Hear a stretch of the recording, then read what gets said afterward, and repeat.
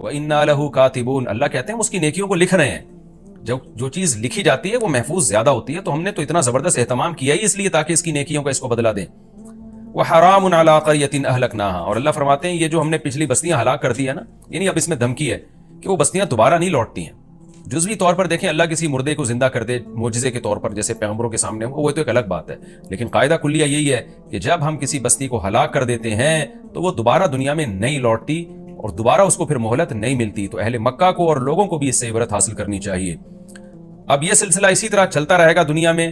آگے اللہ فرماتے ہیں حتی اذا فتحت یاجوج و ماجوج، یہاں تک کہ ایک وقت آئے گا کہ قیامت کی علامتیں ظاہر ہونا شروع ہو جائیں گی اور پھر اللہ اس کائنات کو تباہ کرنے کا ارادہ کر لے گا.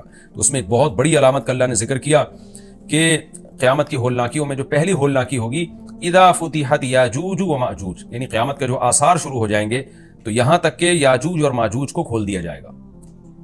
یعنی اس آیت میں اصل میں یہ طرز اختیار کیا گیا ہے کلام اللہ میں کہ لوگ دنیا میں مست ہیں، غفلت میں ہیں. پیغمبر جب دنیا میں آئے تو ان کو فالو کیا، بالآخر پھر پیغمبروں کی تعلیمات سے ہٹتے چلے گئے. تو اللہ کہتے ہیں جیسے میں نے پہلے بستیوں کو ہلاک کیا ہے نا، تو میں اس زمین کو بھی تباہ و برباد کروں گا، پوری زمین کو ہلاک کر دوں گا میں. لیکن اس ہلاکت کے آثار شروع کہاں سے ہوں گے؟ اس کے آثار میں ایک بہت بڑی نشانی ہوگی یاجوج اور ماجوج کا نکلنا. وَهُم مِّن كُلِّ حَدَبٍ يَنْسِلُونَ، اور وہ ہر ٹیلے سے، ہر اونچی آڑ سے نکلنے کی کوشش کر رہے ہوں گے. یعنی آڑ کا ذکر اس لیے کیا کہ اکثر رکاوٹ آڑ ہی بنتی ہے، ورنہ میدانوں میں تو کھلے چلے جاتے ہیں. تو میدانوں میں تو وہ کھلے چلے آئیں گے، لیکن جہاں بھی آڑ ہوگی تو وہاں سے بھی تمہیں لگے گا کہ ایک بڑی تعداد میں ایک ہجوم ہے یاجوج اور ماجوج کا جو انسانوں کو تباہ و برباد کرنے کے لیے ظاہر ہو رہے ہیں. اس پر یاجوج ماجوج کی جو تفصیلی بحث ہے وہ سورہ کہف میں بیان کر چکا ہوں، جس کا خلاصہ یہی ہے کہ یاجوج ماجوج ایک قوم ہے، انسان ہے. حضرت ذوالقرنین نے ایک آہنی دیوار بنا کے ان کو پہاڑوں کے پیچھے دھکیل دیا ہے. ان کی صحیح لوکیشن کا اللہ کے علاوہ کسی کو علم نہیں ہے اور وہ قرب قیامت میں ظاہر ہوں گے، زمین میں بہت زیادہ فساد مچائیں گے. وَاقْتَرَبَ الْوَعْدُ الْحَقُّ، اللہ فرماتے ہیں اور حق وعدہ وہ قریب آ چکا. یعنی اس قیامت کے دن کی اللہ منظر کشی کر رہے ہیں، اس کو ہمارے سامنے رکھے ہیں کہ دیکھو وہ وعدہ قریب آ گیا تمہارے.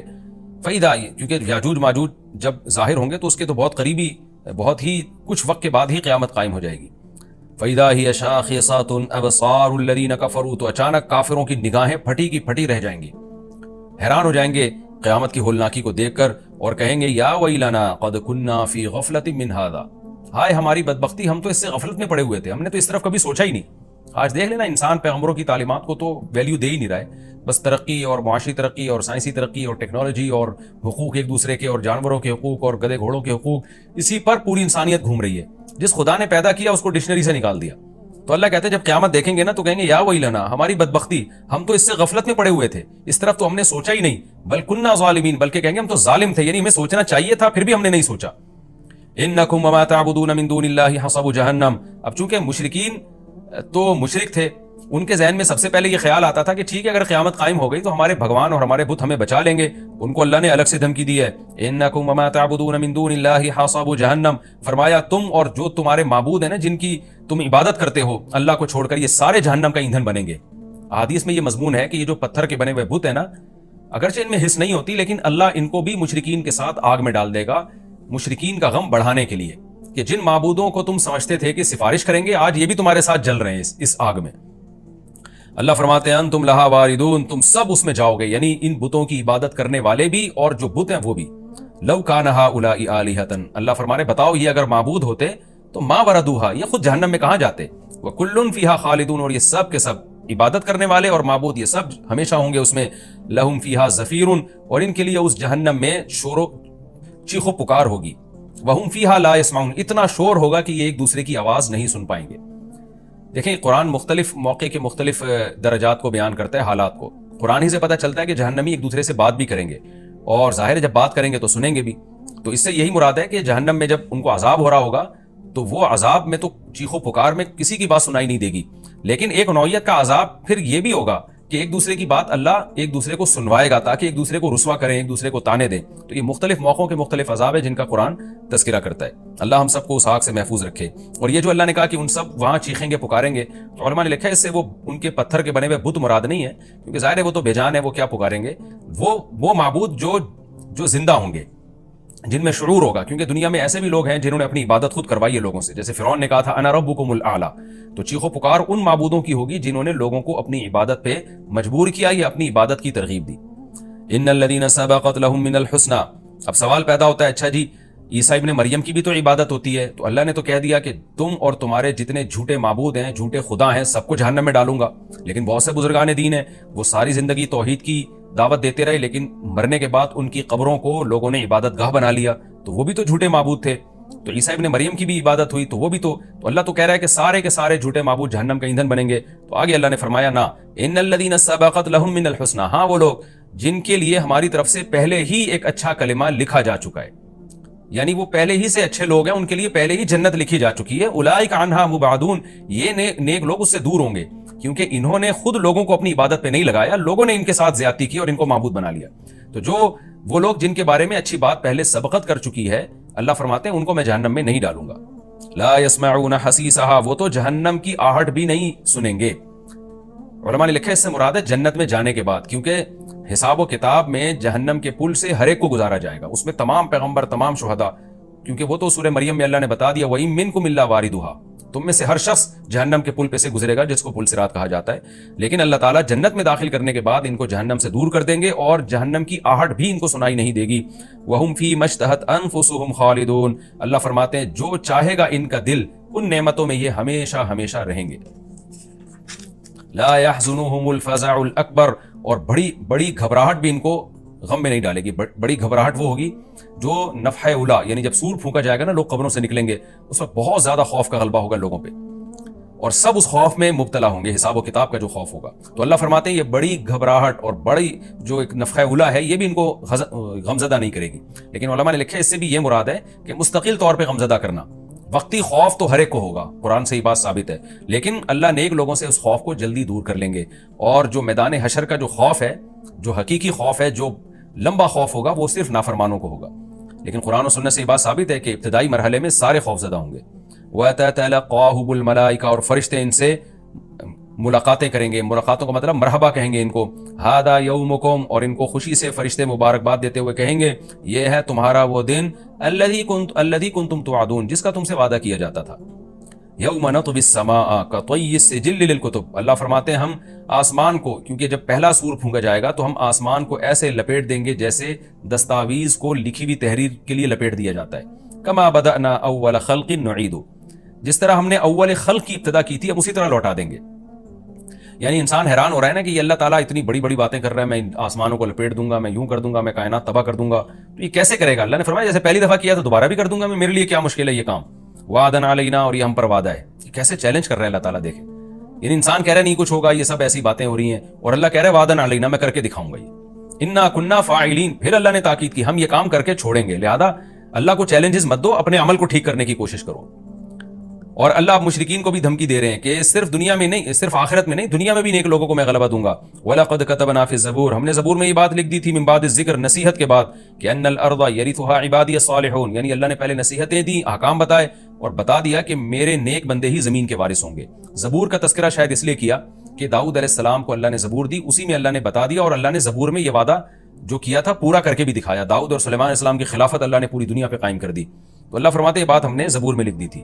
اور یہ حدیث سے بھی مضمون ثابت ہے کہ جیسے مسلمانوں کا نشأت اولا ہوا, اللہ نے اسلامی خلافت کو دنیا میں قائم کیا, تو حضرت عیسیٰ ابن مریم کے دور میں اللہ دوبارہ کفر پہ اسلام کو غلبہ عطا فرمائے گا, اور یہ زمین کے وارث پھر اہل اسلام ہی بنیں گے. اور اگر ہم زمین سے مراد جنت کی زمین مراد لیتے ہیں پھر تو بالکل واضح بات ہے.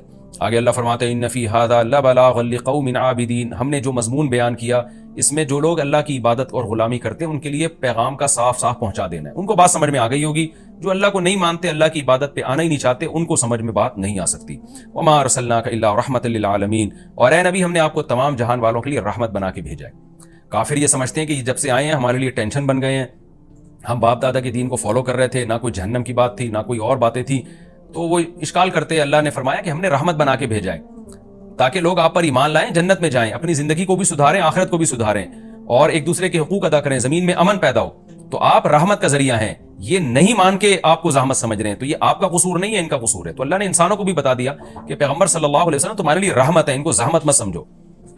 اب چونکہ اس سورت کا مضمون ہی توحید ہے, اس لیے خلاصے کے طور پر اللہ اس مضمون کو دہراتے ہیں. قل انما یوحی الیہ, اے نبی اب آپ خلاصے کے طور پر ان کو یہ بات بتا دیجئے, چونکہ میری جو اصل دعوت ہے وہ کیا ہے, میری طرف وہی کی جاتی ہے, انما الہکم الہ واحد, کہ تمہارا معبود صرف ایک معبود ہے, اسی کی عبادت کرنی ہے. فہل انتم مسلمون, تو کیا تم فرما بردار بنو گے ابھی اتنا کچھ سننے کے بعد بھی؟ فَإِن تَوَلَّوْا، اے نبی اگر یہ اب بھی آپ کی باتوں سے اعراض کریں، پیٹھ پھیریں، فَقُلْ آذَنْتُكُمْ عَلَىٰ سَوَاءٍ، تو کہہ دیجئے میں نے برابر طور پہ تمہیں بتا دیا۔ یہ برابر کا لفظ کا مطلب ہوتا ہے صاف طور پہ، یہ محاورہ ہے، یعنی اردو میں بھی ہم کہتے ہیں اس طرح کی بات۔ تو ہم اے نبی آپ کہہ دیجئے میں نے تمہیں صاف طور پر کھلے لفظوں میں اللہ کا پیغام سنا دیا ہے۔ وَإِنْ أَدْرِي، اب مجھے نہیں پتا، اقریب ام بعید ما توعدون، کہ جس عذاب کا اللہ نے تم سے وعدہ کیا ہے وہ قریب ہے یا دور؟ کیونکہ بار بار نا وہ ایک ہی بات پہ اٹکتے تھے کہ پھر جلدی عذاب کیوں نہیں آتا، جلدی عذاب کیوں نہیں آتا، ڈیٹ بتائیں عذاب کی۔ تو اے نبی کہہ دیجئے میں نے پیغام پہنچا دیا، اب مجھے نہیں پتا عذاب جلدی آئے گا کہ دیر سے آئے گا۔ وَإِنْ أَدْرِي لَعَلَّهُ إِنَّهُ يَعْلَمُ الْجَهْرَ مِنَ الْقَوْلِ، اللہ جانتا ہے جہر والی بات بھی، وَيَعْلَمُ مَا تَكْتُمُونَ، اور جو تم چھپاتے ہو وہ بھی اللہ جانتا ہے۔ کیا مطلب؟ اللہ کا علم کامل ہے، تو جس کا علم کامل ہے اس کو پتا ہے کہ قیامت کب آئے گی۔ میرا علم کامل نہیں ہے تو مجھ سے کیوں پوچھتے ہو، اور اللہ مجھے نہیں بتاتا کہ کب آئے گی؟ جتنا اللہ نے بتایا وہ میں نے تم تک پہنچا دیا۔ وَإِنْ أَدْرِي لَعَلَّهُ فِتْنَةٌ لَكُمْ وَمَتَاعٌ إِلَىٰ حِينٍ، اور پھر آپ صلی اللہ علیہ وسلم نے یہ بتایا کہ مجھے تو یہ بھی علم نہیں ہے کہ اللہ عذاب ٹال کیوں رہا ہے۔ اس لیے ٹال رہا ہے کہ تمہیں آزمائش میں ڈالنا چاہتا ہے وہ، یا اس لیے ٹال رہا ہے کہ اللہ تمہیں کچھ دن نعمتیں مزید دینا چاہتا ہے۔ یعنی آزمائش تو یہ ہے کہ عذاب ٹلے گا تو تمہاری آزمائش ہوگی، تمہیں غور و فکر کا موقع ملے گا، کچھ لوگ ایمان لائیں گے، کچھ نہیں لے کر آئیں گے، عذاب فوراً آ گیا تو سارے جہنم میں چلے جاؤ گے۔ تو یہ تم پر رحمت بھی ہو سکتی ہے اللہ کی طرف سے کہ مہلت دے رہا ہے، بہت سے ایمان لے آئیں گے، اور یہ بھی ہو سکتا ہے کہ اللہ تمہیں آخرت میں پکڑے گا اور دنیا میں کچھ نعمتیں دینا چاہ رہا ہے۔ یعنی فتنۃ لکم کا مطلب یہ ہوا کہ ہو سکتا ہے آزمائش ہو، کچھ کامیاب ہو جائیں، کچھ ناکام ہو جائیں، اور متاع الی حین کا مطلب یہ ہو سکتا ہے کہ اللہ تمہیں فائدہ پہنچانا چاہ رہا ہے کیونکہ آخرت میں تمہارے لیے عذاب ہے۔ تو ان دونوں میں کون سا پہلو اللہ کے سامنے ہے؟ نبی فرما رہے ہیں کہ مجھے معلوم نہیں ہے۔ تو جسے یہ معلوم نہیں کہ عذاب ٹالنے کی ریزن کیا ہے، وہ عذاب کا ٹائم کیسے بتا سکتا ہے؟ پھر آگے اللہ تعالیٰ آخر میں اپنے نبی صلی اللہ علیہ وسلم کے کلام کو نقل کرتے ہیں کہ آپ نے پوری صورت ان مشرکین کو سنائی، پورا توحید کے مضمون سنایا، تو آپ صلی اللہ علیہ وسلم اللہ سے دعا مانگتے تھے کہ اللہ دلائل کی دنیا میں حجت تمام ہو گئی ہے تو عملی دنیا میں حجت تمام کر دے، تو اسلام کو غلبہ دے دے، ان کو بتا دے کہ یہ لوگ حق پر نہیں ہیں۔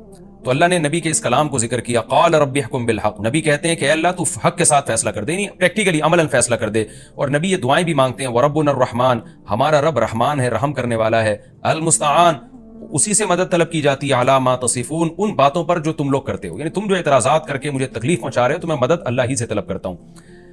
تو یہ تسلی کے دو جملے ہیں جو اللہ کی طرف سے، کہ باقی اللہ نے عملی فیصلہ کیا، پھر بدر میں کیا، احد میں کیا، اور پھر خندق میں کیا، فتح مکہ میں کیا، لیکن نبی صلی اللہ علیہ وسلم شروع سے ہی یہ دعائیں مانگتے آ رہے تھے۔ اس میں ہمیں بھی ترغیب ہے کہ جب ہم دعوت کا کام کریں تو اللہ سے یہ دعائیں مانگا کریں کہ اللہ تو حق کا فیصلہ کر اور تجھی سے ہم مدد طلب کریں گے۔ اور یہ بات آپ مشرکین کو بتا بھی دیں کہ ہم اللہ ہی سے دعا مانگتے ہیں، اور ہم تم جو ہمیں مشکلات میں ڈال رہے ہو، ہم اس میں اللہ سے مدد طلب کرتے ہیں۔ ظاہر ہے جو اللہ پہ اعتماد کر کے اللہ سے مدد طلب کرے گا تو پلڑا بالآخر اسی کا بھاری رہے گا، فتح اور نصرت اسی کے مقدر میں آئے گی۔ یہ بھی ہمارا رکوع الحمدللہ کمپلیٹ ہو گیا۔ اس رکوع میں بھی اللہ نے بہت اہم مضامین کو بیان کیا۔ ایک تو یہ کہ نیک اعمال پہ ایمان کے ساتھ نیک اعمال قابل قبول ہیں، بستیوں کو اللہ ہلاک کر دیتے ہیں، دوبارہ زندہ نہیں کرتے اللہ ان بستیوں کو، اور نام و نشان مٹ جاتا ہے ان بستیوں کا۔ اور قیامت کی ہولناکیوں کا اللہ نے تذکرہ کیا کہ پہلی علامت یاجوج ماجوج کا ظاہر ہونا ہوگا، وہ خود سائنس کے لیے ایک چیلنج ہوگی، بہت بڑا چیلنج ہوگی۔ اور پھر آہستہ آہستہ قیامت کی علامتیں آئیں گی تو اہل کفر کی آنکھیں حیرت سے پھٹی کی پھٹی رہ جائیں گی، اور وہ کہیں گے ہمیں تو اس کی توقع ہی نہیں تھی۔ پھر اللہ ان مشرکین اور ان کے معبودوں کو اٹھا کے ان کے ساتھ جہنم کا ایندھن بنائے گا، اور ان معبودوں کو بچا لے گا جن کو ان کی مرضی کے بغیر معبود بنایا گیا، یعنی عیسیٰ ابن مریم اور جو بزرگان دین قبروں میں لوگ ان کی قبروں کی عبادت شروع کر دیتے ہیں، ان کے بارے میں اللہ نے فرمایا کہ وہ جہنم کی آہٹ بھی نہ سنیں گے۔ اور پھر اللہ تعالیٰ نے بتایا کہ ہم نے زبور میں یہ بات لکھی ہوئی ہے کہ نیک لوگ ہی میری زمین کے وارث بنیں گے، لہذا کفر اس خوش فہمی میں نہ رہے کہ ہم اسلام پہ غالب آ جائیں گے، بالآخر اللہ اہل اسلام کو غلبہ دے گا۔ اور اس میں ایک اہم ترین آیت یہ بھی ہے کہ اللہ نے پیغمبر صلی اللہ علیہ وسلم کو رحمت للعالمین بنایا ہے۔ کاش یہ بات آج کافر کی سمجھ میں آ جائے کہ اسلام آپ کے لیے رحمت ہے، عذاب نہیں ہے۔ لوگ اکثر یوٹیوب پہ میں نے دیکھا کمنٹس کر رہے ہوتے ہیں غیر مسلم کہ ہم اسلام سے بچے ہوئے ہیں، عیش کی زندگی میں ہیں۔